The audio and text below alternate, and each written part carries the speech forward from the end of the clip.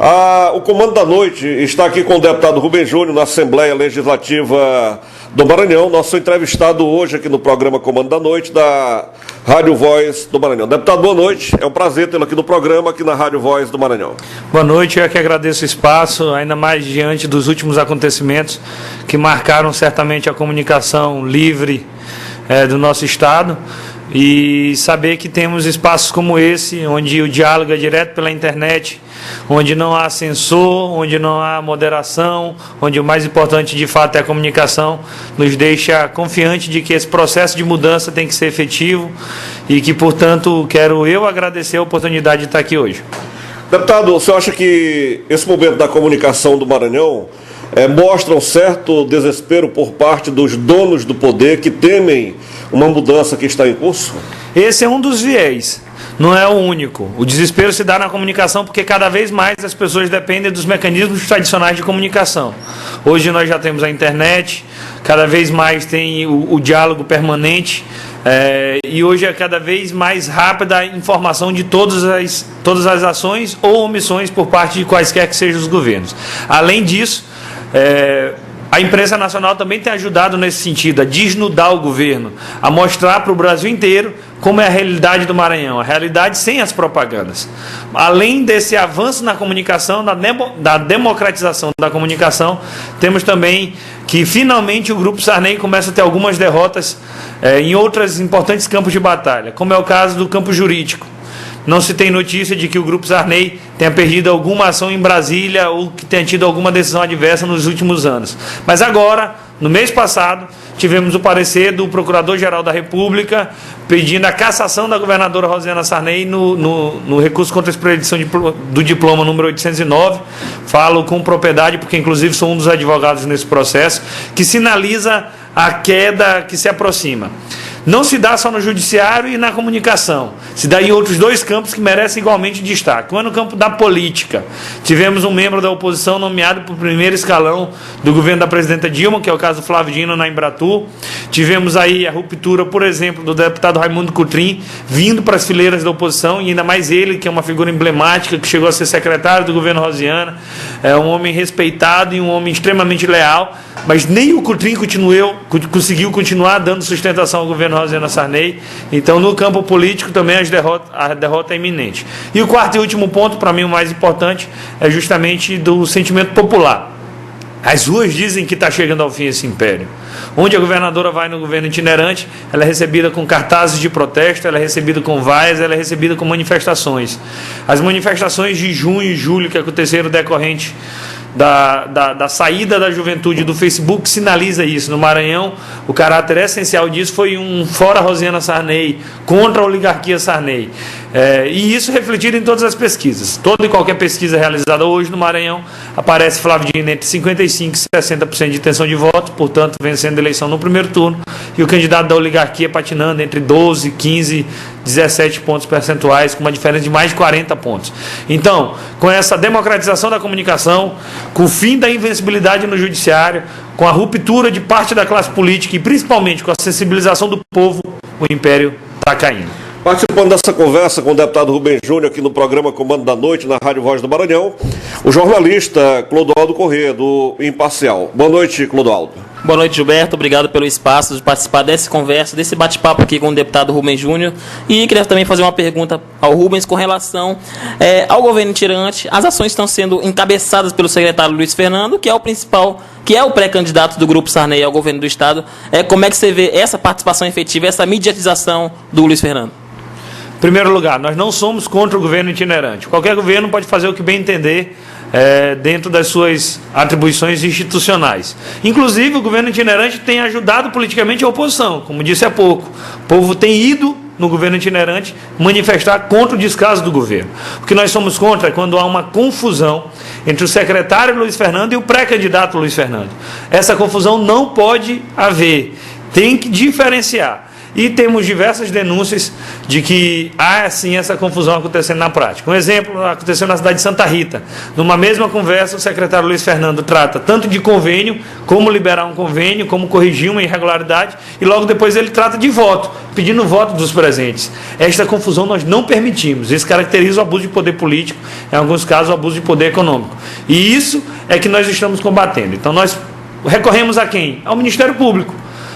O Ministério Público Eleitoral, o Procurador Regional Eleitoral, para que ele acompanhe as nossas denúncias e faça esse devido acompanhamento, ele acompanhe e faça a devida responsabilização.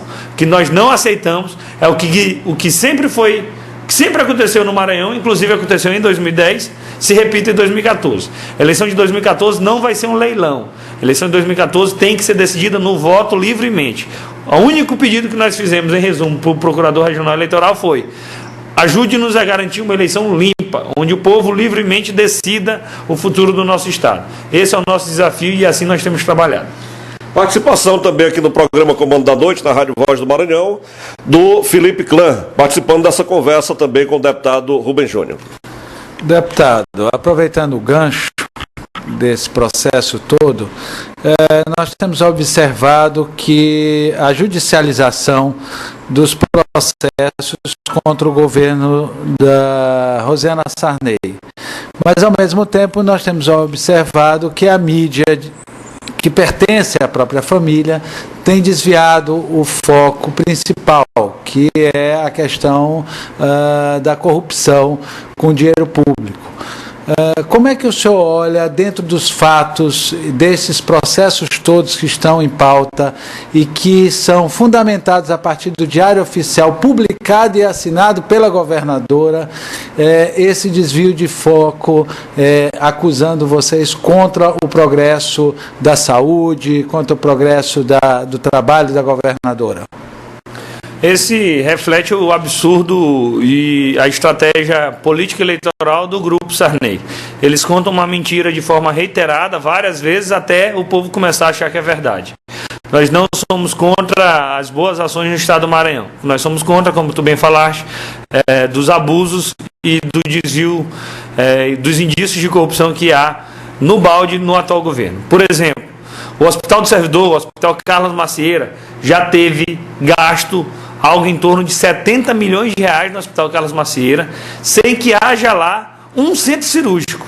Vou repetir, já gastaram de 2009 para cá 70 milhões no Hospital Carlos Macieira, sem que tenha lá ao menos um centro cirúrgico. Um hospital, para mim, sem centro cirúrgico, na verdade é um posto de saúde, e olhe lá. E por 70 milhões fica caracterizado que lá tem servido, na verdade, para cometer lavagem de dinheiro ou coisa parecida. As empresas que vencem, entre aspas, as licitações, são as mesmas, e no caso são duas empresas irmãs, a Está e a Fujita, que são filhas de uma mesma empresa chamada Estrela. Isso tudo está aí aberto, é documento público, a Associação Comercial pode responder, e demonstra um direcionamento nas licitações e um prejuízo imediato para a sociedade maranhense. O que é que nós podemos fazer? Denunciamos na tribuna. É o suficiente? Não, porque o desmando continuou. Então, toda denúncia que nós fizermos, nós iremos levar até o Ministério Público, até o Poder Judiciário. Esse é um direito que a Constituição nos garante. O que é que o Grupo Sarney quer? Que a gente seja proibido de recorrer ao Ministério Público, de recorrer ao Poder Judiciário, querem proibir que o Flávio Dino pise no Maranhão, querem proibir que qualquer membro da oposição use as mídias sociais, use a internet, use o Twitter, use o Facebook. Eu não vi tanta proibição assim nem na ditadura. Eles querem isso tudo para contaminar, para conter a vontade de mudança marcante no nosso Estado. Se eles querem isso tudo, nós vamos lutar com todas as nossas forças, pelos nossos direitos, para defender o interesse dos maranhenses. Aqui em São Luís, na área da saúde, tem uma coisa também emblemática que os ouvintes têm reclamado muito, a questão da reforma do PAN Diamante. Já tem alguma ação para investigar essa situação do PAN Diamante? O PAN Diamante é mais um dos exemplos. O PAN Diamante foi fechado para fazer uma reforma com dispensa de licitação. Quando você faz com dispensa de licitação, você presume uma emergência, uma urgência ou emergência. Ou tu faz a reforma, ou o prédio vai se acabar, alguma coisa assim. O prazo para você fazer uma dispensa de licitação nestes casos é de 180 dias. Já temos 4 anos com o Hospital PAN Diamante fechado e já foram gastos mais de 20 milhões de reais, salvo engano, no Hospital Pan Diamante. Este é um exemplo do dinheiro público indo pelo ralo na área da saúde. Isso aí prejudica sensivelmente a população, não de São Luís, mas de todo o estado do Maranhão. Se tu pegasse os 70 milhões, por exemplo, do Hospital Carlos Macieira, dava já de tu ter construído os 4 hospitais macro-regionais agora: Santo Inês, Pinheiro, Caxias e Imperatriz. Eles tentam fazer parecer que nós somos contra esses hospitais, mas na verdade quem é contra é quem tinha o dinheiro e, ao invés de fazer a obra, preferiu enterrar no Hospital Carlos Macieira. Isso não é mais caso de saúde, isso é caso de polícia. Voltando à questão da filiação do Raimundo Coutrinho, deputado, só apenas citou, mas eu queria falar um pouquinho mais. Como foi desenhada essa articulação para a filiação e como é que o partido está recebendo esse nome agora para a disputa de 2014? Olha, o deputado Raimundo Coutrinho e qualquer outra pessoa que tiver esse sentimento de que a mudança só se faz dentro da política e que o Grupo Sarney fracassou em todas as áreas, nós estaremos de portas abertas e braços abertos para recebê-lo e recebê-lo indistintamente. Essa, inclusive, é uma essência do nosso partido, do PCdoB. Tratar todo mundo igual. Pouco importa se é deputado, se é vereador, se é político, se é militante social, se é militante partidário. Nós recebemos todos igualmente com este sentimento de que, para vencer a eleição, nós temos que ampliar as nossas forças. E o deputado Raimundo Coutrinho é um deputado que tem densidade eleitoral, teve entre os 4 mais votados nas últimas 2 eleições, é um nome extremamente conhecido, com serviço prestado. Apesar de que nós éramos adversários políticos, mas nós nunca fomos inimigos políticos. Então nós fizemos esse trabalho de convencimento, passou em primeiro lugar pelo fracasso administrativo do governo, especialmente na área da segurança pública. Depois o deputado Raimundo Coutrinho foi abandonado pelo grupo político que ele fazia parte, sempre foi leal. A gente não viu qualquer ato de solidariedade em meio à onda de denúncias não provadas contra o deputado Raimundo Coutrinho. Dá um exemplo: a CPI da agiotagem, onde a maioria da bancada de governista não assinou o requerimento, enquanto que a maioria da bancada de oposição assinou o requerimento pedindo de aprovação da CPI da pistolagem, da agiotagem, justamente para apurar e poder punir quem mexer com a agiotagem no estado do Maranhão. Então, por tudo isso, foi um processo de aproximação do deputado Raimundo Coutrinho com a oposição. Ele não é homem de ficar em cima do muro e ele anunciou publicamente tanto o rompimento quanto o apoio à pré-candidatura de Flávio Dino ao governador do estado. Deputado, aproveitando esse gancho, dia 14 vai haver uma grande filiação. O senhor, como líder do governo, da oposição, perdão, né? A gente do futuro governo. Do futuro governo que vai estar sendo eleito, talvez não, porque parece que ele vai ser candidato, e isso é uma pergunta que a deputado federal, já abrimos essa Pode ser líder do governo federal. Não há dúvida nenhuma, né? Junto com a Dilma, quem sabe, né? PCdoB sempre unido. Mas eu queria que o senhor falasse sobre esse grande encontro dia 14 e o que vai ter de novidades quanto a esse trabalho de bastidores para trazer novos políticos para dentro do grupo de Flávio Dino. Olha, em primeiro lugar, esclarecer que hoje mesmo eu fui convidado para aderir à base do governo, ainda que em tom de brincadeira na sessão. E a resposta, como a gente diz lá em Matões, de lá eu vinha se lá eu tivesse. Então eu estou muito bem aqui na oposição, obrigado. De fato é algo que eu não tenho, assim, não vislumbro assumir a liderança de governo, porque eu sou pré-candidato a deputado federal. Acho que já cumpri meu papel na Assembleia, já fui presidente do CCJ, vice-líder do governo Jackson, líder da oposição agora. Então é momento de ajudar mais o Maranhão, a oposição e o meu partido em outra esfera de batalha, e de fato sou pré-candidato a deputado federal. O ato do dia 14 é um momento de filiação do deputado Raimundo Coutrinho, onde certamente ele mostrará muita força popular, mas não se resume ao deputado Raimundo Coutrinho. O PCdoB prepara a filiação de outros importantes atores da sociedade, não apenas dos políticos tradicionais. Temos aí providenciando para o mês de setembro a filiação de advogados, de professores, de pessoas que militam do movimento social, sindicalistas, jornalistas, então professores, vários viés, várias vertentes, porque acreditamos que o partido este é um momento de ampliar, de potencializar o partido e preparar para a batalha que virá. Só peço, assim, desculpa que eu não vou poder dizer algumas coisas dos bastidores, porque estamos concluindo essas conversas dessas filiações, mas certamente digo sem medo algum que o PCdoB vai ser o partido que proporcionalmente vai crescer em maior grau, em maior quantidade, em maior intensidade, em melhor qualidade, daqui até o prazo final das filiações partidárias, que é 6 de outubro. Mas desses nomes, não pode declinar ainda alguns nomes já fechados? Tu vai ter que me garantir o sigilo da fonte. Tenho que guardar segredo. Mais alguma pergunta, Felipe? Olha, não, o que nós queríamos saber é sobre o comportamento do deputado Roberto Costa e do deputado Bacelar, que parece que o governo só tem esses dois membros para ficar atacando a oposição. Como é que o senhor vê este comportamento individualista do governo, não prestigiando ou não tendo a sua base, na sua grande maioria, no confronto com a oposição? Olha, não tem como a maioria da base do governo apoiar os poucos deputados que defendem o governo por vários motivos. Primeiro, a relação dos deputados com o governo é uma relação litigiosa. É por isso que, por exemplo, nós já aprovamos convocação de secretário. É uma relação que se dá muito na troca de favores, tem aí cargos, tem questão de emendas parlamentares que só é pago para quem vota de acordo com as vontades do governo, chantagens e pressões políticas nos prefeitos do interior. Então não é uma relação nada amistosa. Além dessa dificuldade de ordem política, salvo engano, hoje o governo do Estado do Maranhão não tem sequer um secretário de articulação política efetivo. Quem está respondendo interinamente é o secretário do Rocha, que também responde pela Secretaria das Cidades. Então mostra que politicamente o Grupo Sarney vai muito mal, e isso reflete na Assembleia, nesse isolamento, nessa falta de defesa. Mas além do problema político, é o problema da realidade. Como é que você defende o governo de ter os piores indicadores do Estado? O Maranhão tem o pior número de médicos por habitantes, o pior número de policiais por habitante, nós temos a pior renda per capita, nós temos os piores IDHs. Então não há o que defender. Contra fato não há argumento. Então eles tentam tergiversar o debate, eles querem debater se Flávio Dino está gordo ou se está magro, e isso empobrece o poder legislativo. O que nós deveríamos estar debatendo efetivamente era o Estado, o que pode ser feito para combater o atraso.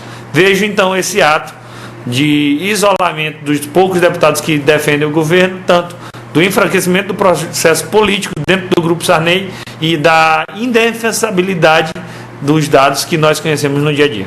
Deputado, só para finalizar, o senhor não acha que nessa linha aí, a possibilidade de a governadora ser cassada não ajudou também a criar uma espécie de letargia nos políticos ligados ao próprio governo, uma espécie de desestímulo da classe política? Olha, tu soma tudo, Gilberto. Tu soma o parecer do Ministério Público dizendo que a governadora Rosana Sarney comprou a eleição em 2010 e que tem que ser cassada, e o ministro relator Henrique Neves já disse em uma audiência onde estava eu e o outro advogado do processo, Rodrigo Lago, que o processo será julgado esse ano, e nós acreditamos na cassação da governadora.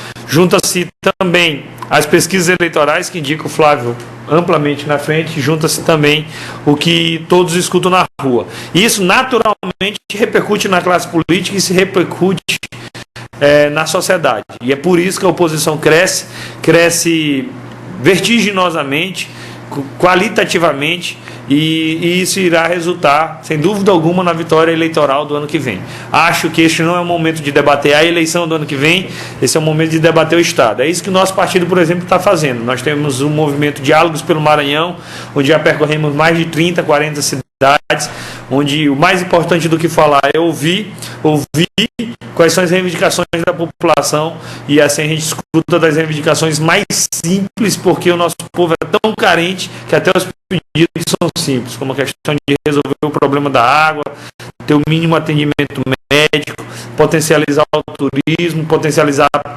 pesca, a agricultura no nosso estado.